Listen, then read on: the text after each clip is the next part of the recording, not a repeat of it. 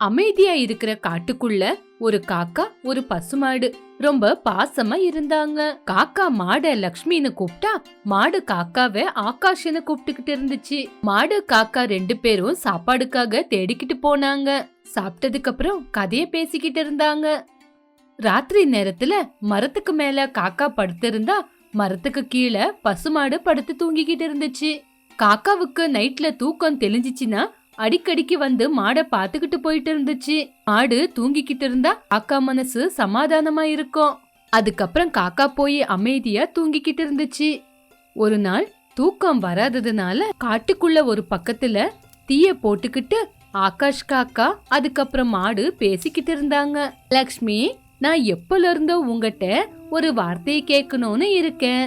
ஆனா நான் கேட்டா நீ எங்க ஃபீல் ஆயிடுவேன்னு நான் கேட்காம இருக்கேன். ஆகாஷ், நீ என்ன கேட்க போறேன்னு எனக்கு ரொம்ப நல்லா தெரியும். என்னது, உனக்கு தெரியுமா? பொய் சொல்றியா லக்ஷ்மி? பொய் இல்ல ஆகாஷ், நீ என்கிட்ட என்ன கேட்க போறேன்னு எனக்கு ரொம்ப நல்லா தெரியும். உனக்கு தெரியும் தானே லக்ஷ்மி, பின்ன என்னத்துக்கு லேட் பண்ற சொல்லு. லக்ஷ்மி, நீ இந்த காட்டுக்கு வர்றதுக்கு முன்னாடி எங்க இருந்த அப்படின்னு தானே ஆகாஷ் நீ என்கிட்ட கேட்க வந்த? வாரே வா லக்ஷ்மி, அததான் கேட்க போறேன்னு எப்படி யோசிச்ச? உன்னோட பாசம் உன் மனச ரொம்ப நல்லா புரிஞ்சுக்க வச்சிச்சு ஆகாஷ். உன்னோட ஃப்ரெண்ட்ஷிப் கூட எனக்கு ரொம்ப பிடிச்சிருக்கு லக்ஷ்மி. ஆகாஷ், நான் இந்த காட்டுக்கு வர்றதுக்கு முன்னாடி கோபாலம் அப்படிங்கிற ஒருத்தர் என்ன அவரோட பொண்ணு மாதிரி பாத்துக்கிட்டாரு. என்ன குளிக்க வைப்பாரு. ஒரு கத்து கத்துனா போதும், எனக்கு பசிக்குதுன்னு புல்ல கொண்டு வந்து கொடுப்பாரு. 2 வாட்டி கத்துனா தாகம் எடுக்குதுன்னு தண்ணி கொண்டு வந்து கொடுப்பாரு. குளிர் எடுத்துச்சுன்னா போர்வை கொண்டு வந்து கொடுப்பாரு. நான் மழையில நனைய கூடாதுன்னு எனக்கு ஒரு இடத்த செஞ்சு கொடுத்தாரு. எனக்கு ஜுரம் வந்தாலும் வயிறு வலி வந்தாலும் டாக்டரை கூட்டி வந்து காட்டி என் கூடியே படுத்துக்குவாரு. அப்போ அவ்வளவு நல்லா பாத்துக்கிற ஆளை விட்டுட்டு எதுக்காக நீ காட்டுக்கு வந்த? நான் வரல ஆகாஷ், அவருதான் என்ன கூட்டிட்டு வந்து இந்த காட்டுல விட்டுட்டு போனாரு. லக்ஷ்மி, நீ இப்போ மாசமா இருக்க. இந்த நேரத்துல நீ என்னோட வீட்ல இருக்கிறது வேண்டாம். என் பொண்டாட்டிக்கு உன்னை பார்த்தாவே பிடிக்கல. நான் இல்லாத நேரத்துல உன்னை வேற யாருக்காச்சும் கொண்டு போய் வித்துருவா. இந்த நேரத்துல நீ காட்டுல இருந்துகிட்டு நல்லபடியா புல்லு பழங்களை சாப்பிட்டு நல்லபடியா இருமகளேன்னு சொன்னாரு. அப்படி சொல்லி கண்ணீரை விட்டுச்சு. மாடோட கண்ணீரை புரிஞ்சுக்கிட்ட ஆகாஷ் காக்கா, கவலைப்படாத லக்ஷ்மி, மறுபடியும் உனக்கு நல்ல காலம் வரும். உன்னோட ஃப்ரெண்ட்ஷிப்னால எனக்கு அந்த நாள் எப்பவோ வந்துருச்சு ஆகாஷ். உன்னோட ஃப்ரெண்ட்ஷிப் கிடைச்சது எனக்கு ரொம்பவே சந்தோஷம். சரி லக்ஷ்மி, ரொம்ப நேரமாயிடுச்சு, நான் போய் தூங்குறேன். நீ போய் பத்திரமா படுத்து தூங்கு, காலையில பார்க்கலாம். அப்படி சொல்லி ஆகாஷ் காக்கா தன்னோட ரூமுக்கு போய் பெட்ல படுத்து தூங்கிச்சு. இந்த பக்கம் லக்ஷ்மி மாடு கூட நல்லபடியா படுத்து தூங்கிச்சு. இப்படி நாட்கள் போக போக லக்ஷ்மி மாடு ஆகாஷ் காக்காவோட ஃப்ரெண்ட்ஷிப் இன்னும் ரொம்ப அன்பா வளர்ந்துச்சு. காக்கா அதுக்கப்புறம் மாடு ஃப்ரெண்ட்ஷிப்பா இருக்கிறது காக்காவோட லவ்வரான அமலு குருவிக்கு பிடிக்கல. ஒரு நாள் மாடு அதுக்கப்புறம் காக்கா 2 பேரும் பேசிக்கிட்டு இருக்கும்போது அத பார்த்த அமலு குருவி கண்ணீர் விட்டுச்சு. அப்போ கிளி வந்துச்சு. உன்னோட கண்ணீருக்கு காரணம் அந்த ஆகாஷ் காக்கான்னு புரிஞ்சு போச்சு. சொல்லுடி, உனக்காக நான் என்ன வேணாலும் செய்யறேன். அப்போ அந்த பசுமாடு காக்கா நடுவுல கலக்க மூட்டி வைடி, அவங்க 2 பேரும் சண்டை போட்டுக்கணும். அப்படியா? சரி சரி இரு, நான் பண்ற வேலையினால அவங்க 2 பேரும் சண்டை போட்டுக்கிட்டு பிரியறது மட்டும் இல்லாம காக்காவுக்கு மாட கண்டாலே ஆகாத மாதிரி செய்யறேன். காக்கா குடுக்கற இம்சைய தாங்க முடியாம மாடு இங்கிருந்து ஓடி போயிடும். அப்போ காக்கா யாருமே இல்லாம உங்ககிட்டயே திரும்பி வரும். கிளியோட பேச்ச கேட்ட உடனே அமலுக்குருவி ரொம்பவே சந்தோஷப்பட்டுச்சு. அன்னைக்கு சாயங்காலத்துல இருந்து கிளி கலக்க மூட்ட ஆரம்பிச்சிச்சு. மரத்து மேல உக்காந்து இருக்கிற காக்காவை பார்க்க வந்துச்சு. என்ன ஆகாஷ், இப்ப எல்லாம் என்கிட்ட பேசுறதே இல்ல? குருவி கூட கூட ஃப்ரெண்ட்ஷிப்பே வச்சுக்க மாட்டேங்கிற? எப்ப பார்த்தாலும் மாடு கூடயே சுத்துற? ஆமாங் கிளி, மாடு இப்போ மாசமா இருக்கு. இந்த நேரத்துல அத பத்திரமா பாத்துக்க வேண்டியது ஒரு ஃப்ரெண்டா என்னோட கடமை. நீ என்னவோ ஃப்ரெண்டுன்னு சொல்லுற, ஆனா அந்த மாடு அந்த புறா கூட சேர்ந்துக்கிட்டு உன்னோட கலரை பத்தி உன்னை பத்தி ரொம்ப கேவலமா பேசுது. நம்பலேனா என் கூட வா, நான் உனக்கு காட்டி கொடுக்கறேன் அப்படி சொல்லி புறாவும் பசுமாடும் பேசுறத ஒரு மரத்துக்கு மேல இருந்து காட்டி கொடுத்துச்சு. அப்போ புறா பசுமாடு பாசமா பேசிக்கிட்டு இருந்தாங்க. ஆமா, நீ சொல்றது உண்மைதான். ஆகாஷ் காக்கா கருப்பா இருக்கு, அதுக்கு என்ன கிடைக்குது அதையே தின்னுக்கிட்டு வாழ்ந்துகிட்டு இருக்கு. இப்படி அவங்க 2 பேரும் பேசுறத பார்த்து ஆகாஷ் காக்கா கண்ணீரை விட்டுச்சு. லக்ஷ்மி மாடு மேல கோவம் வந்துச்சு. இவ்ளோ நாளா என்னோட அன்பை பார்த்த, இன்னைக்குல இருந்து என்னோட இம்சைய பார்க்க போற அப்படி சொல்லி அங்கிருந்து பறந்து போச்சு. ஒரு நாள் நைட் நேரத்துல மாடுக்கு தாகம் எடுத்துச்சு. ஆகாஷ் காக்காவோட வீட்டுக்கிட்ட பார்த்து 2 வாட்டி கத்திச்சு. ஆகாஷ் காக்கா கோவத்தோட வந்து கோவத்தோட பாத்துக்கிட்டு, கொஞ்ச நேரம் நிம்மதியா தூங்க விட மாட்டியா லக்ஷ்மி? நீதானே ஆகாஷ், பசி எடுத்துச்சுன்னா 1 வாட்டி கூப்பிடு, தாகமா இருந்தா 2 வாட்டி கூப்பிடுன்னு சொன்னேன். எனக்கு தாகமா இருந்துச்சு, அதனாலதான் கூப்பிட்டேன் ஆகாஷ்.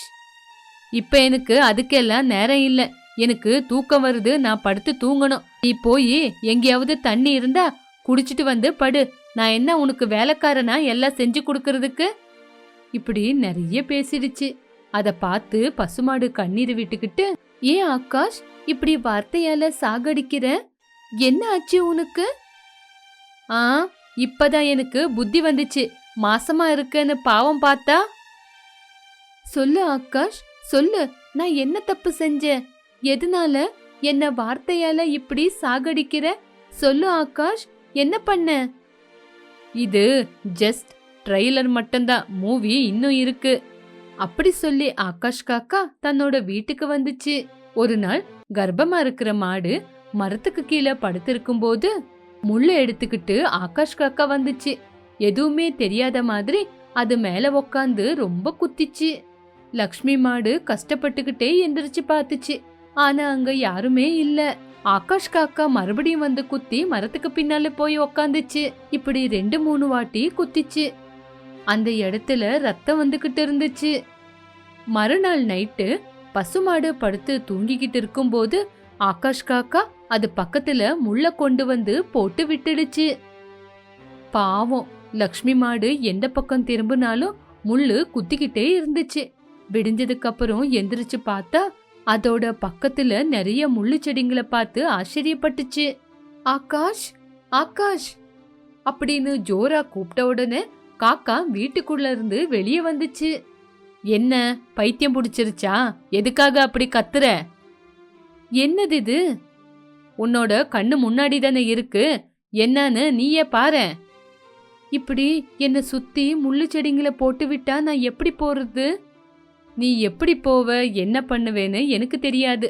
எனக்கு தெரிஞ்சதெல்லாம் எந்த மாடும் என்னோட வீட்டு பக்கத்துல வரக்கூடாது. அதனாலதான் நான் இப்படி முள்ளு செடிங்களை போட்டிருக்கேன். இப்போ நான் எப்படி வெளியே போறது? எப்படி போய் நான் என் வயிறை நெரிக்கிறது?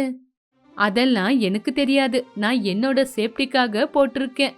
உனக்கு வேணான்னா போ, இல்லனா அங்கே கிடந்து சாகு. ஆகாஷ், நான் கர்ப்பமா இருக்கேன். நேரத்துக்கு சரியா நான் சாப்பிடணும். என்ன கேவலப்படுத்தும் போது நீ மாசமா இருக்கேன்னு ஞாபகம் வரலையா? நான் உன்னை கேவலப்படுத்தினா? மத்தவங்களோட பேச்ச கேட்டு இப்படி பண்ணாத ஆகாஷ். முதல்ல இதை எடு, எனக்கு பசி எடுக்குது, நான் போனோம். இப்படி காக்காவை பார்த்து வேண்டிக்கிட்டு இருந்துச்சு. அதுக்கப்புறம் என்ன நடந்ததுன்னு தெரியணுமா? அப்ப எங்க சேனலை சப்ஸ்கிரைப் பண்ணுங்க. மெத்த மேல போட்டிருக்கிற தக்காளிய சின்னாரி குருவி சின்னாரி காக்கா பாத்துக்கிட்டு, சிஸ்டர், மம்மி தக்காளியை எதுக்காக இப்படி போட்டிருக்காங்க? இது கூட தெரியாதா பிரதர்? நம்மளுக்கு எப்பெல்லாம் பசி எடுக்குமோ அப்ப நம்ம ஒரு தக்காளிய சாப்பிடணும்னு தான் அம்மா இப்படி போட்டிருக்காங்க. அப்போ நம்மளுக்கு எப்ப பசி எடுத்தாலும் நம்ம இந்த தக்காளிய சாப்பிடலாமா? ஆமாம் பிரதர், இது முதல்லயே மழை காலம் இல்லையா? நம்மளுக்கு எப்ப பசிக்குதோ அப்போ ஃபுட்டு கிடைக்காது இல்ல, அதனாலதான் அம்மா தக்காளி இப்படி கொண்டு வந்து போட்டிருக்காங்க. அப்போ எதுக்கு சிஸ்டர் லேட் பண்ணும், சாப்பிடலாமா? இப்படி குட்டி காக்கா தக்காளிய திங்கிறதுக்கு ஆரம்பிச்சிடுச்சு. குட்டி குருவி கூட டைமை வேஸ்ட் பண்ணாம தக்காளிய சாப்பிட்டுக்கிட்டு இருந்துச்சு. அந்த பக்கம் இருந்து குட்டி காக்கா, இந்த பக்கம் இருந்து குட்டி குருவி மெத்த மேல இருக்கிற தக்காளிய சாப்பிட்டாங்க. சிஸ்டர், உன்னை விட நான் தான் அதிகமா தக்காளிய சாப்பிட்டிருக்கேன் பாரு. இல்ல இல்ல பிரதர், உங்களை விட நான் தான் அதிகமா தக்காளிய சாப்பிட்டிருக்கேன். வேணுமானா பாருங்க, இன்னும் சாப்பிட கூட போறேன். இப்படி குட்டி குருவி தன்னோட கொக்கால எல்லா தக்காளியும் சாப்பிட்டுக்கிட்டு இருந்துச்சு. அத பார்த்த குட்டி காக்கா கூட தன்னோட கொக்கால எல்லா தக்காளியும் சாப்பிட்டுக்கிட்டு இருந்துச்சு. அம்மா குருவி மல்லிகை கடை வச்சிருக்கிற புறா கிட்ட வந்துச்சு. என்ன குருவி, நேத்து தானே வீட்டுக்கு தேவையான எல்லா பொருட்களையும் வாங்கிட்டு போன, இப்போ மறுபடியும் பொருளை வாங்க கடைக்கு வந்திருக்க? அப்படி பறவை கேட்ட உடனே திமிரா, உன்ன மாதிரி அழக எங்கேயுமே இல்லையே, அதனாலதான் உன்னை ஒரு தடவை பாத்துட்டு போலான்னு வந்தேன். வரக்கூடாதா? இப்போ பாத்துட்டேல, இப்போ உன் வீட்டுக்கு போய் வேலை செய். போ. பொருளுங்களை வாங்கினதுக்கு அப்புறம் நீ இருன்னு சொன்னாலும் நான் இங்கே இருக்க மாட்டேன், போயிடுவேன். முதல்லயே வீட்ல பசங்க 2 பேரும் தனியா இருக்காங்க. முதல்ல எனக்கு பக்கோடாக்கு தேவையான பொருட்களை கொடு, நான் இங்க இருந்து கிளம்புறேன். ஓஹோ, டொமேட்டோ பக்கோடாவை செய்ய போறியா? வரேவா, நீ செஞ்சா எனக்கு கூட கொஞ்சம் கொடுத்தனுப்பு. வீட்ல அடிக்கடிக்கு சமையலே செய்ய மாட்டேன். டொமேட்டோ பக்கோடா இருந்தா அதை தொட்டுக்கிட்டு சாப்பிட்டுக்குவேன். சரி, முதல்ல டொமேட்டோ பக்கோடாவுக்கு தேவையான பொருட்களை கொடு. ஏதா நான் வேலை இருந்தா போய் பாத்துட்டு வா, அதுக்குள்ள பொருட்களை எடுத்து வச்சிருக்கேன். ரொம்ப உஷாரா இருக்க பறவை. சரி, நான் போயிட்டு வரேன், அதுக்குள்ள எடுத்து வை.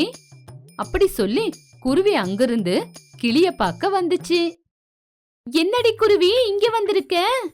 வீட்ல நான் டொமேட்டோ பக்கோடாவை செய்ய போறேன், எனக்கு கொஞ்சம் உதவி பண்றியா? என்னது, நான் உனக்கு உதவி பண்ணணுமா? 10 days பேக்ல நானு பாவக்காய் பக்கோடா செய்ய போறேன், எனக்கு கொஞ்சம் உதவி பண்ணுன்னு உங்ககிட்ட கேட்டப்போ நீ எனக்கு உதவி பண்ணியா? வீட்ல வேலை இருக்குன்னு கிளம்பி போயிட்ட. ஐயோ கிளி, பழசெல்லாம் பேசாதடி. டொமேட்டோ பக்கோடா செய்யறதுக்கு எனக்கு உதவி பண்ண. முதல்லயே வரப்போறது மழை காலம், எப்ப மழை ஆரம்பிக்கும்னு சொல்ல முடியாது. அந்த நேரத்துல சாப்பிடுறதுக்கு ஒன்னில்லாம தேட முடியாதுல்ல, அதனாலதான் டொமேட்டோ பக்கோடா செஞ்சு வச்சா அப்போ அது உதவியா இருக்கும்ல. வாடி, வந்து எனக்கு கொஞ்சம் உதவி பண்ணு. சரி குருவி, நீனு டொமேட்டோ பக்கோடாவுக்கு தேவையான பொருட்கள் எல்லாம் வாங்கி வை, நான் இப்போ கதவை சாத்திட்டு வந்துடுறேன். அப்பா, மொத்தத்துல நீ வரேன்னு சொல்லிட்ட, அதே போதும். நான் இங்க வர்றதுக்கு முன்னாடி பறவையோட கடைக்கு போய் பக்கோடாவுக்கு தேவையான பொருட்களை கட்டி வையின்னு சொல்லிட்டு தான் வந்தேன்.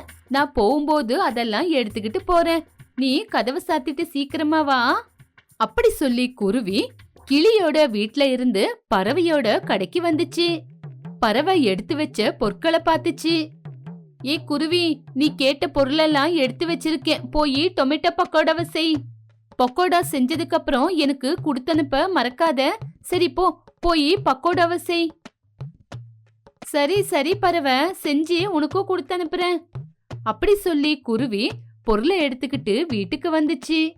குட்டி குருவி குட்டி காக்கா 2 பேருமே சேர்ந்து மெத்தையில போட்டு வச்ச தக்காளிய சின்னதா கடிச்சு வச்சிருந்தாங்க. தக்காளிய பார்த்த உடனே குருவிக்கு எங்கில்லாத கோவம் வந்துச்சு. பசங்க பக்கத்துல வந்து 2 பேரையும் அடிச்சிச்சு. அவங்க 2 பேரும் அழுந்துகிட்டு இருந்தாங்க. உங்களுக்கு புத்தி இல்லையா? நான் எதுக்காக இந்த மாதிரி தக்காளிய மெத்தையில போட்டு வச்சேன்னு தெரியாதா? திங்கிறதுக்கு அப்படின்னு பிரதர் சொன்னாங்க மம்மி. நோ மம்மி, சிஸ்டர் தான் சொன்னா இத தக்காளி சாப்பிட வச்சிருக்கிறதுன்னு, அதனாலதான் போட்டி போட்டு சாப்பிட்டோம். இதுக்கப்புறம் என் முன்னாடி நின்னீங்க எனக்கு செம்ம கோவம் வருது. முதல்ல என் கண்ணு முன்னாடி இருந்து அந்த பக்கம் போயிடுங்க. வெளியே எங்காவது போய் விளையாண்டுட்டு அப்புறமா வாங்க போங்க. அப்படி சொன்ன உடனே குட்டி குருவி குட்டி காக்கா வீட்டுக்குள்ள இருந்து வெளியே வந்தப்போ ஜோரா மழை வந்துச்சு. பிரதர், இப்போ மழை வருது, இந்த மழையில நம்ம வீட்டை விட்டு வெளியே போறது அவ்வளவா நல்லதில்ல, உள்ள போய் அம்மா கிட்ட சொல்லலாம். இப்படி பேசிக்கிட்டு இருக்கும்போது கொடை எடுத்துட்டு கிளி அங்க வந்துச்சு. கதவு கிட்ட நின்னு இருக்கிற குட்டி குருவி குட்டி காக்காவை பார்த்துச்சு. பசங்களா, மழை வந்துகிட்டு இருக்கு, இந்த நேரத்துல இங்க என்ன பண்றீங்க? உள்ள போங்க. கிளி ஆண்டி. அப்படி சொன்ன உடனே கிளிக்கு கோவம் வந்துச்சு. அப்போ பசங்களை பார்த்து, ஏ பசங்களா, ஆண்டி அப்படின்னு கூப்பிடக்கூடாதுன்னு எவ்வளவு தடவை சொல்லிருக்கேன். சரி, உங்க அம்மா எங்க? பக்கோடா செய்யணும்னு வர சொன்னா. அப்படி சொன்ன உடனே குட்டி குருவி குட்டி காக்கா மௌனமா உக்காந்தாங்க. இப்போ பேச்சே வரல.